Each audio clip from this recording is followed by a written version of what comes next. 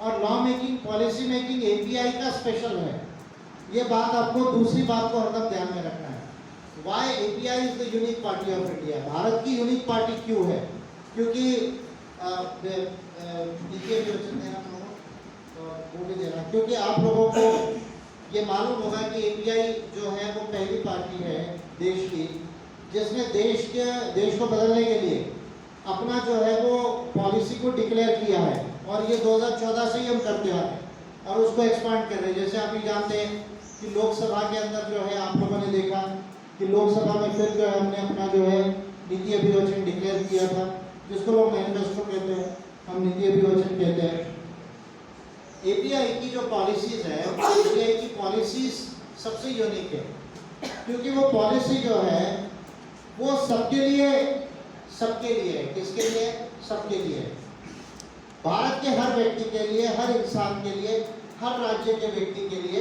और विशेषता जो लोग इस देश में पिछड़ गए हैं, जिनके साथ भेदभाव हो गया है, चाहे वो माइनॉरिटीज के लोग हो, चाहे वो ओबीसी कम्युनिटीज के लोग हो, चाहे वो एससी एसटी कम्युनिटीज के लोग हो, चाहे वो किसान हो, श्रमिक हो, ये लोग जो जिनकी समस्या ज़्यादा या महिलाएं हैं, इन लोगों के लिए विशेष नीतियाँ इसके अंदर में हैं।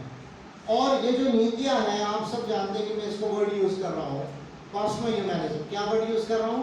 कॉस्मो ह्यूमैनिज्म, जिसको हिंदी में अनेक अंगों भी मैंने कहा है। विज्ञान और मानवता, किस बात को ध्यान में रखना है? विज्ञान और मानवता, ज्ञान विज्ञान मानवता, किस चीज को ध्यान में रखना है? ज्ञान विज्ञान मानवता।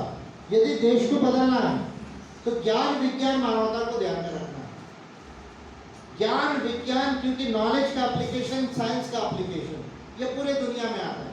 अभी कोरोना हो गया, ट्रीटमेंट वैक्सीन किसने निकाला? साइंस ने, बराबर है। टैकल कौन कर रहा है? साइंस कर रहा है। अभी मैं बोल रहा हूँ, ये किसने बनाया? आप मोबाइल यूज कर रहे हैं, किसने बनाया? आप रेलवे से आए, फोर व्हीलर से आए, किसने बनाया? बराबर है। तो साइंस की यूटिलिटी है, ऐसा हम आज जो जीवन जी रहे हैं उसमें साइंस का सबसे बड़ा रोल है। नॉलेज यानी जैसे आपको उदाहरण देता हूँ, भाई हमारे देश की आर्थिक व्यवस्था खराब हो रही है, अभी -7.5% जीडीपी हमारा अभी आ गया है। अभी कह रहे हैं कि भाई 11% 12% से फिर हम 9% पे रहेंगे। अभी 2 नए इंडिकेटर्स आए, एक स्टैंडर्ड एंड पुअर्स ने भी दिया है, मूडीज ने भी दिया है। वो कह रहे हैं कि 7.5% अभी है, 12% होने वाला था 2022 में, लेकिन लगता नहीं 9% होगा। 9% होगा या 8% होगा या 7% होगा। और उसको यदि अगर हमको मेंटेन करना है 8, 9, 10% में, उसके लिए किस तरह का इकोनॉमिक पॉलिसीज की जरूरत है, इसको समझना यदि है तो आपको नॉलेज होना चाहिए। क्या होना चाहिए? वो सब्जेक्ट का नॉलेज होना चाहिए। उसी तरह मान लीजिए अगर आपको युवाओं के लिए पॉलिसी बनाना है, जैसे मैं बार बार कभी उदाहरण देता हूँ कंपैरेटिव, कि चाइना और इंडिया एक ही समय में लगभग इंडिपेंडेंट कंट्रीज हुए। 1949 का पीरियड है जहाँ वो कंट्री भी इंडिपेंडेंट होकर उन्होंने अपने एक रास्ता अडॉप्ट किया, हमने भी अपना एक रास्ता अडॉप्ट किया। अगर हम वहाँ पर, हमारे यहाँ लोकतांत्रिक गवर्नमेंट है, वहाँ कम्युनिस्ट गवर्नमेंट है, इसका फर्क अगर छोड़ दे 2 मिनट के लिए बाजू रखे, तो चीन जो है आज एक्सपोर्ट सरप्लस कंट्री है। चीन क्या है? एक्सपोर्ट सरप्लस कंट्री है। यानी दुनिया में एक ऐसी कंट्री है जो सबसे ज़्यादा उत्पादन करके दुनिया को बेचता है, उससे पैसा कमाता है। इसका नतीजा यह हुआ कि लगभग 40 सालों में 70 करोड़ से ज़्यादा लोगों को गरीबी से चाइना ने बाहर निकाला। सेम उस पीरियड में हम 30 करोड़ लोगों को भी गरीबी से बाहर नहीं निकाल पाए। फर्क देखिए, आज चाइना का जो इकोनॉमी है वो हमसे 3 गुना ज़्यादा है, 4 गुना ज़्यादा है। अगर हम $3 ट्रिलियन अभी हो रहे हैं तो वो ऑलरेडी $10 ट्रिलियन को पार कर चुका है। उसका जीडीपी पीपीपी में अमेरिका से ज़्यादा है, परचेसिंग पावर पैरिटी में। नॉमिनल जीडीपी अमेरिका से कम है, लेकिन परचेसिंग पावर पैरिटी में उसका जीडीपी यूएस से भी ज़्यादा है। तो ऐसा क्यों हुआ? वो भी एग्रेरियन बेस्ड कंट्री था, हम भी एग्रेरियन बेस्ड कंट्री थे। यानी वो भी कृषि प्रधान था 1949 में, हम भी कृषि प्रधान थे। पॉपुलेशन उसकी भी हमारे बराबर है, थोड़ी ज़्यादा है अभी थोड़े दिनों में एक दशक में हम लोग आगे निकल जाएंगे पॉपुलेशन में। लेकिन आप ये देखेंगे कि चाइना जो है वो क्यों इतना आगे निकल गया? क्योंकि चाइना ने साइंटिफिक पब्लिक मैनेजमेंट किया। कौन सा पब्लिक मैनेजमेंट किया? साइंटिफिक पब्लिक मैनेजमेंट किया। और साइंटिफिक पब्लिक मैनेजमेंट करने से ये जो मोबाइल हम खरीद रहे हैं, ये कौन बनाता है? बराबर है, हम नहीं बना सकते, इंडिया नहीं बना सकता। इंडिया क्या करता है, केवल उसका मार्केटिंग करता है, लेकिन उसका प्रोडक्शन कौन करता है, चीन करता है। तो ये जो फर्क है, मैं ये नहीं कह रहा हूँ कि चाइना एक अच्छा कंट्री है, उसकी अपनी समस्या है, उसके अंदर अथॉरिटेरियन गवर्नमेंट है। अभी कोविड में भी हमने देखा कि कुछ डाउट उसके ऊपर में है ही दुनिया में, जो भी होगा एक अलग विषय है, लेकिन मैं डेवलपमेंट मॉडल की बात कर रहा हूँ केवल। तो चाइना ने साइंटिफिक पब्लिक मैनेजमेंट किया, उसकी वजह से चाइना इतना आगे आ सका।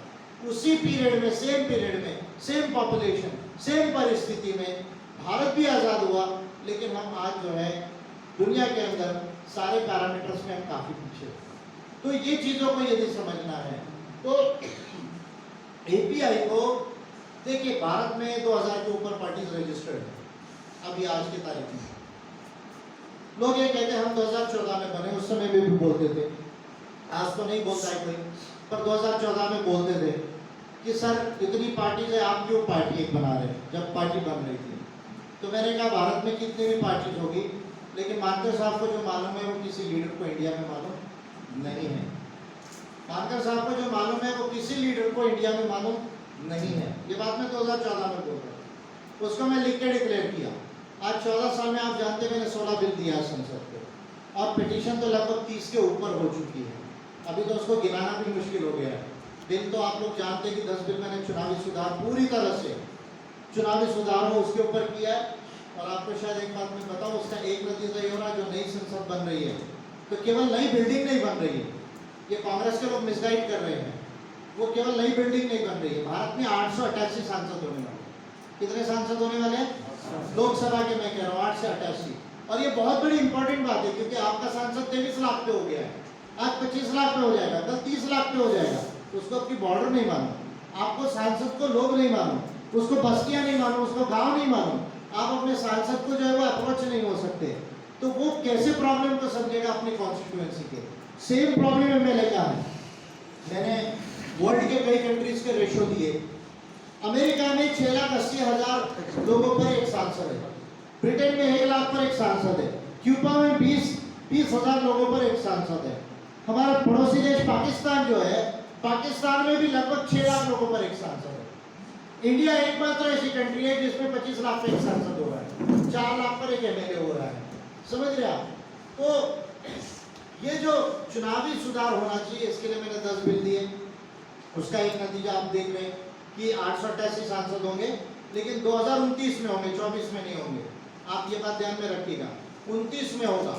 29 में होने की संभावना है, तब तक बिल्डिंग बन जाएगी, लेकिन सांसद नहीं बढ़ेंगे। सांसद 2029 में बढ़ेंगे, क्योंकि उसका डिलिमिटेशन करना होता है, कॉन्स्टिट्यूएंसी डिमार्केट करना होता है, इस सब प्रोसेस में समय लगेगा, 2029 हो जाएंगे। लेकिन एक अच्छी शुरुआत हो रही है कि सांसदों की संख्या बढ़ रही है। लेकिन अभी भी हम देख रहे हैं कि पीआर सिस्टम नहीं है भारत में। एफपीटीपी में चुनाव होता है, एक वोट जिसको ज्यादा मिला है वो संसद जाता है, और एक वोट आपको कम मिल जाए तो आप घर में बैठो। यानी 5 लाख आपको वोट मिले, आप घर बैठोगे, 5 लाख एक वोट मिला उसको, वो संसद जाएगा। 5 लाख वोटर नॉन रिप्रेजेंटेटिव हो गए। 5 लाख वोटर क्या हो गए? नॉन रिप्रेजेंटेटिव, उनका कोई रिप्रेजेंटेशन नहीं है। ये जो है first pass the post system है, विनर्स टेक अवे ऑल, ये जो सिस्टम है दुनिया में आज कोई मेजर कंट्रीज इसको एक्सेप्ट नहीं करती है। उस समय में भी जब हम संविधान बना रहे थे तो दुनिया की बहुत सारी कंट्रीज में पीआर सिस्टम था। सबसे बेस्ट एग्जांपल अगर प्रोपोर्शनल रिप्रेजेंटेशन सिस्टम का देखना है तो जर्मनी को देखिए। Germany is a democratic country, it is a parliamentary democracy. Germany कोई जो है चाइना जैसा अथॉरिटेरियन नहीं है, लेकिन जर्मनी में प्रोपोर्शनल रिप्रेजेंटेशन सिस्टम है। अभी न्यूजीलैंड में अभी पीआर सिस्टम से चुनाव किया, और जो पार्टी को सत्ता मिली बराबर 51% उसको सीटें मिली, और लगभग 51% ही उसको वोट प्रतिशत मिला। जबकि हमारे यहाँ ये होता है कि 35% वोट्स में उसको जो है वो 55% 60% सीटें आ जाती है।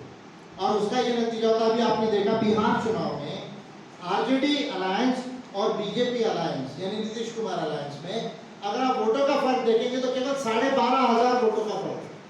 कितना फर्क है? और सीटों का फर्क कितना बन गया आप देख लिए। एक की गवर्नमेंट बन गई, दूसरे को जो है वो अपोजिशन में बैठना पड़ा। तो ये जो नॉन रिप्रेजेंटेटिव गवर्नमेंट हो रही है, हम कहते हैं बीजेपी सरकार में प्रॉब्लम है, मोदी सरकार में प्रॉब्लम है, लेकिन उसको ये प्रॉब्लम करने के लिए क्यों सुविधा होती है? क्यों सुविधा होती है? जैसे मैंने कैलकुलेशन करके बताया था कि अगर पीआर सिस्टम होता भारत में मिक्स सिस्टम के साथ, तो बीजेपी के वोट परसेंट के हिसाब से उसको केवल 180 सीटें आती इस लोकसभा में 2019 में। कितनी सीटें आती थी? 180। तो 272 के लिए उसको किसी न किसी से क्या करना पड़ता था? अलायंस करना पड़ता। तो एजेंडा डिसाइड होता, वो एजेंडे पे स्टिक रहना पड़ता। तो रातों रात 370 नहीं हटा देते, रातों रात सीए लागू करने की बात नहीं करते, रातों रात 3 दिन में संसद में किसान बिल जो है बगैर डिबेट डिस्कशन के और पार्लियामेंट्री कमेटीज के स्टडी के जो है वो पास नहीं हो जाता केवल हाथ उठा के। मैं कभी कभी कहता हूँ सांसदों का मैं रिस्पेक्ट करता हूँ, लेकिन मेरे लिहाज से अंगूठा लगाने और हाथ उठाने में कोई ज्यादा फर्क नहीं। बरोबर है, सांसद है हम रिस्पेक्ट करेंगे, लेकिन अंगूठा लगाने और हाथ उठाने में अगर कोई भी पार्लियामेंट्री कमेटी स्टडी ना करे, पब्लिक को ना बताया जाए हम ऐसा बिल बना रहे हैं, पब्लिक का ओपिनियन ना बुलाया जाए 2-3 महीने तक, उसको पार्लियामेंट्री कमेटी अगर स्टडी ना करे, डिबेट ना हो, डिस्कशन ना, और वोट सिर्फ हाथ आपके पास मेजॉरिटी है बोल के अगर आप उस लॉ को पास करा दो, तो फिर अंगूठा लगाने में और हाथ उठाने में कोई फर्क नहीं रह जाता है। पर ये क्यों हो रहा है? क्योंकि इलेक्टोरल सिस्टम आपका गलत है। तो 10 बिल मैंने दिए चुनावी व्यवस्था को बदलने के लिए, 2 बिल दिए सारे लोगों के मानव अधिकारों को संविधान में लाने के लिए, जो हमारे कंट्री में ह्यूमन राइट्स जो है वो नहीं है। अभी देखिए आप, माल्या बच रहा है, ब्रिटेन में बच रहा है, अभी ये बच रहा है, कोई आपके चौकसी भाई बच रहे हैं। क्या बेसिक है? ह्यूमन राइट्स के लॉज है, गलत यूज हो रहा है, पर कौन से लॉज का प्रोटेक्शन लेके बच रहे हैं? ह्यूमन राइट्स का। पर हमारे देश में कश्मीर के अंदर में 10 महीने 12 महीने 14 महीने उनको जो है वो इंटरनेट नहीं दिया, फोन कॉल नहीं दिया, उनके ऊपर में जो है वो पाबंदियां लगाई गई।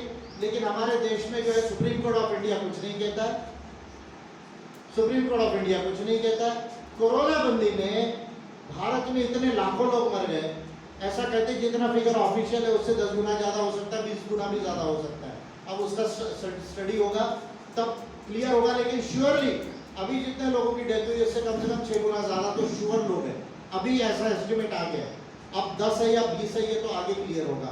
लेकिन मोदी गवर्नमेंट चुनाव करते रही, कोरोना फैलते रहा, मोदी स्वयं जो नेशनल डिजास्टर मैनेजमेंट अथॉरिटी के चेयरपर्सन है, यानी उनकी जिम्मेदारी है कि भारत में इस तरह का कोई भी अगर पैंडेमिक आता है, कोई डिजास्टर आता है, उसको रोकने के लिए प्राइम मिनिस्टर को लॉ ने, नेशनल डिजास्टर मैनेजमेंट एक्ट 2005 ने ये उनको एम्पावर किया है। लेकिन उसके ऊपर कोई एक्शन नहीं, उसके ऊपर कोई एक्शन नहीं। सुप्रीम कोर्ट आता है, कहता है नहीं नहीं आप ऑक्सीजन की व्यवस्था करो, ऑक्सीजन की व्यवस्था हो गई, मरने वाले मर गए, जिंदा रहने वाले जिंदा रहे। लेकिन मोदी गवर्नमेंट ने गलत किया करके मोदी गवर्नमेंट को एक स्ट्रिक्चर नहीं दे सकता सुप्रीम कोर्ट। हटाने की बात तो दूर है, हम हमारे प्राइम मिनिस्टर को नहीं हटा सकते, हम अपने गवर्नर को नहीं हटा सकते।